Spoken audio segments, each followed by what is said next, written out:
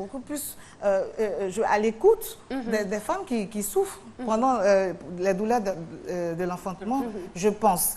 Mais s'ils pensent que c'est plutôt les hommes qui seraient...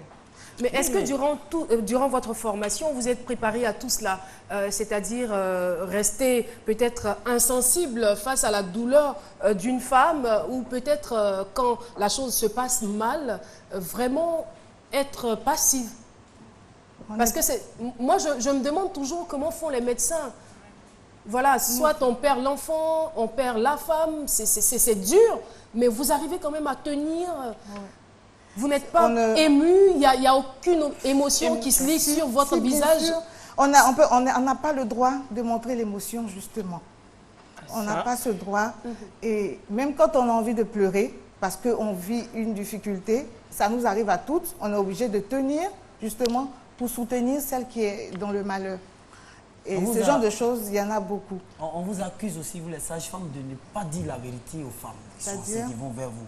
C'est toujours quand quelqu'un accouche, vous dites l'enfant dit « Oh, c'est un joli bébé, c'est un gros bébé, il est mignon, c'est une jolie fille. » Mais quand l'enfant a 4 ans, 3 ans comme ça, là, vraiment c'est la laideur, on voit, on se dit « Mais la sage-femme n'a pas dit la vérité. » Quand l'enfant a fait comme ça, tous les bébés sont beaux à la naissance. La sage-femme a dit c'est un joli bébé. Oui, c'est un joli bébé. 3 ans après, quand le vent tape bien l'enfant, là, c'est autre chose, on voit. Mais quand il vient à la vie, il est vraiment beau. C'est beau de le voir tout rose. Et j'ai vu qu'un seul bébé un peu bleu. Un peu bleu, ça veut dire bon, il était noir. Bien noir à la bien naissance. Noir à la naissance, à la bien naissance. noir. Moi, j'en ai vu qu'un. Mais ils sont trop attendrissants, ils sont beaux à la naissance. Vous voulez qu'on dise qu'ils sont vilains? Non, c'est pas possible. Mais peut-être que c'est pendant l'éducation, justement, que l'enfant a pris les autres. C'est plein après 2 ans, quand l'enfant a 2 ans, 3 ans, la femme, ça, il ne m'a pas dit la vérité. Si elle m'a dit la vérité, l'enfant, elle le laisser là-bas. Là, tu le vois même là. Mais ça arrive aussi des femmes qui abandonnent les enfants à la maternité, non? Oui, ça arrive, malheureusement. Lorsqu'elles savent, par exemple, que l'enfant a une malformation. Oui, souvent ça arrive.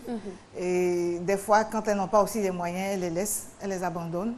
Et c'est le service social qui s'en occupe. Donc, on va revenir sur votre mauvais souvenir, le plus mauvais souvenir durant toute votre carrière. Eh ben, je ne vais pas vous faire pleurer. Hein. C'est vrai qu'à cette chaise, il y a beaucoup de personnes qui pleurent. Mais ce n'est pas mon intention. J'avais fini ma formation. Donc, je travaillais au privé. Et une dame qui était en travail. Normalement, je devais attendre le gynécologue pour faire l'accouchement, procéder à l'accouchement. Et je l'ai appelé à maintes reprises. Il n'a pas pu prendre le téléphone parce qu'il était en train d'opérer. Et donc, quand la femme a eu envie de pousser, j'ai donc aidé à accoucher, à donner la vie. Et je lui avais fait une épisiotomie, c'est-à-dire que j'avais coupé pour aider l'enfant à passer les voies maternelles. Maintenant, il fallait faire la suture. Donc, durant la suture, comme il y a des douleurs, il faut continuer de parler avec la dame. Et c'est ce que je faisais.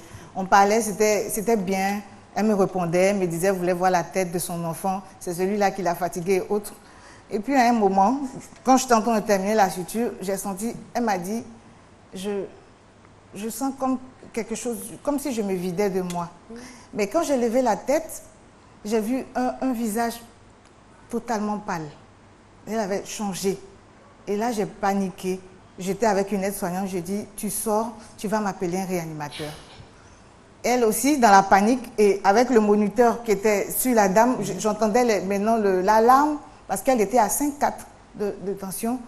Et j'étais tellement bouleversée, j'ai commencé à l'appeler, elle me répond, et puis elle a commencé à se crisper, serrer les mâchoires et autres. Vraiment, je ne peux pas vous dire dans quel état j'étais. Je ne sais pas à quel moment l'anesthésiste, le pédiatre et tous les médecins de la clinique se sont retrouvés dans la salle et on a pris en charge. Mais je n'ai pas dormi de la nuit parce que j'ai fait la permanence. Je suis descendue à 18 h. La sage-femme que j'ai laissée là, elle non plus, elle n'a pas dormi parce que toutes les 30 minutes, j'appelais. Et j'ai retenu ce prénom parce qu'en plus, elle a le prénom de ma mère. Je dis, comment va Henriette? Elle me dit, si elle va bien, t'inquiète pas, il faut dormir. Je dis, je n'arrive pas parce que j'ai vu quelqu'un qui a failli mourir. Et par la grâce de Dieu, je n'ai jamais eu de cas de décès maternel. je ne sais pas ce que j'allais devenir. Parce que là, avec la voir, entendre parler de son enfant, de sa vie, de famille et autres, et puis en 2 minutes, en train de la voir partir, ce n'est pas facile. Et sachez que, et c'est ce que toutes les sages-femmes vivent. Et c'est très difficile. On peut être en train de faire ce genre de choses et puis une autre arrive. Et si elle est impatiente, la sage-femme peut crier. Mais c'est parce que vraiment, elle est sous le coup de l'émotion, elle est stressée. Et c'est vraiment pas facile. Donc, comme souvent, on vous donne le micro aux autres pour en dire un mot sur ce qui se passe en salle d'accouchement. Ce serait bien aussi que vous nous demandiez parce que... Bien sûr, c'est pourquoi vous êtes là sur ce plateau. Oui, merci beaucoup. On va donc rester dans le domaine de l'émotion et parler de votre plus beau souvenir. Et c'est là qu'on va se dire au revoir. Il y en a tellement, je suppose. Faire accoucher des triplés, par exemple, c'est pas un bon souvenir. Il y en a tellement. J'ai fait... Parlant de grossesse multiple, justement, j'ai reçu une parturiente de 20 ans qui n'avait fait que 2 consultations prénatales. Et quand j'ai procédé à l'accouchement, j'ai pris toutes les mesures qu'il fallait, j'ai fait l'examen et autres, mais elle avait une hauteur utérine, comme on le dit, d'une grossesse normale.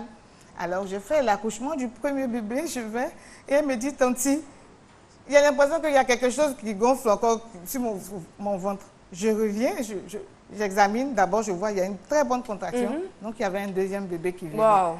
Et je lui dis, on dirait qu'il y a un deuxième bébé qui vient. Elle attendait un bébé et là, elle se retrouve avec 2 bébés. Alors, elle était sur son lit après, quand je l'ai mise pas loin de moi. Parce que je me suis dit, si je la mettais ensuite de couche, je n'aurais pas eu le temps d'aller la voir.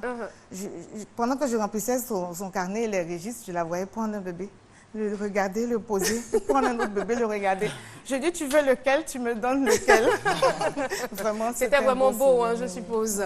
En tout cas, merci beaucoup d'être passé sur ce plateau. Je rappelle que vous êtes sage-femme à l'hôpital général de Koumassi et aussi présidente de l'association des sages-femmes ivoiriennes, section Koumassi. Merci encore et bon retour chez vous. Voilà. Merci, Madame Ewi. Sur ce, nous partons pour la pub. À tout de suite.